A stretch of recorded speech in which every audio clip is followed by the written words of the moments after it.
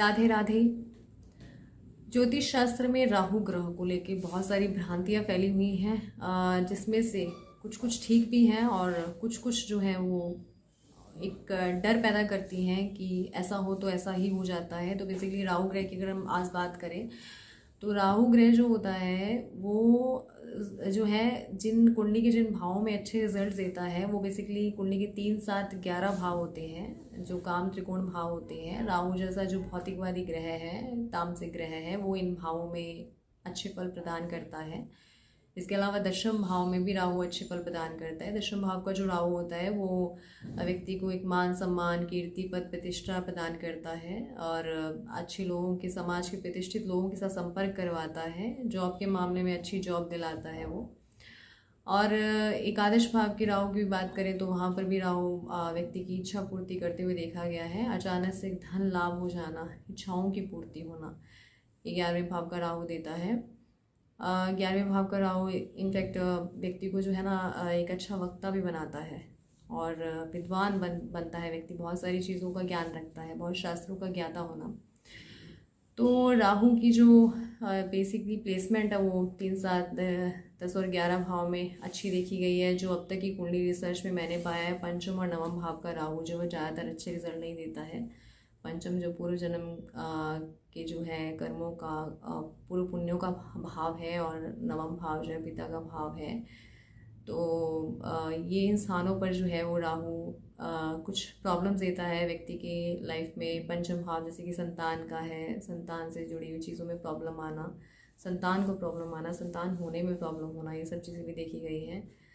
9th house नवम भाव धर्म का भाव है, वहाँ पर भी राहु कुछ अच्छे रिजल्ट देते हुए नहीं देखा गया। बट ये सब चीज़ें मैं ख़ास तौर से ये सब चीज़ें ऐसे ही होंगी इसमें मैं इसलिए बिलीव नहीं करती हूँ क्योंकि राहु और जो ग्रह है और स्पेशली केतु, राहु केतु ग्रह जो होते हैं इनकी अपनी कोई राशि नहीं होती है, कोई भाव नहीं होता है। जिस भी राशि में बैठे होंगे उस राशि स्वामी की स्थिति के अनुसार रिजल्ट्स देंगे। राहु और केतु के डिस्पोजिटर यानी जिस भाव में, जिस राशि में वो बैठे हैं उस राशि स्वामी, जिसे डिस्पोजिटर बोला जाता है, उसकी स्थिति के हिसाब से राहु और केतु शुभ अशुभ फल प्रदान करते हैं। लेकिन राहु केतु अगर कुंडली में नीच अवस्था में आ जाए, सूर्य और चंद्रमा के साथ कोई मतलब दुर्योग बना रहे हैं, ग्रह दोष बना रहे, से पितृदोष भी बोला जाता है, यानी राहु सूर्य और चंद्रमा को अफलिक्ट कर दे, उस कंडीशन में भी अच्छे जो है वो परिणाम नहीं देखने में आए हैं। राहु को शनिवत कहा गया है और कुंडली में जिस भी राशि में राहु अच्छे रिजल्ट्स देने वाले माने गए वो कुंभ राशि है। इसलिए यही कारण है कि जब भी राहु के शुभ शुभ प्रभावों को कंसीडर किया जाता है कुंडली देखते हुए तो वहाँ पर देखा जाता है कि कुंडली में 11वीं राशि कहाँ पड़ रही है लग्न के हिसाब से। जिस भाव में 11वीं राशि पड़ेगी उस भाव के रिजल्ट्स पर भी राहु का फुल इम्पैक्ट होगा। तो इस तरह से राहु का जो है, राहु को लेके बहुत सारी चीज़ें हैं। राहु जो है वो ऐसे ग्रह हैं जो अगर देने पे आए तो एकदम से अचानक धन लाभ देते हैं आपको। विदेश से आने वाला धन भी राहु है और डिजिटल प्लेटफॉर्म पे ऑनलाइन तरीके से जो है वो पैसा कमाने वाले जितने भी बिजनेस हैं वो सब राहु है। तो राहु की अगर हम बात करें उसके अशुभ प्रभावों से बचना है, राहु ग्रह को शांत करना है तो उसके लिए क्या उपाय किए जाएं, तो उसके लिए खास तौर से जो उपाय है वो है अपनी कुंडली के चंद्रमा को अच्छा करना।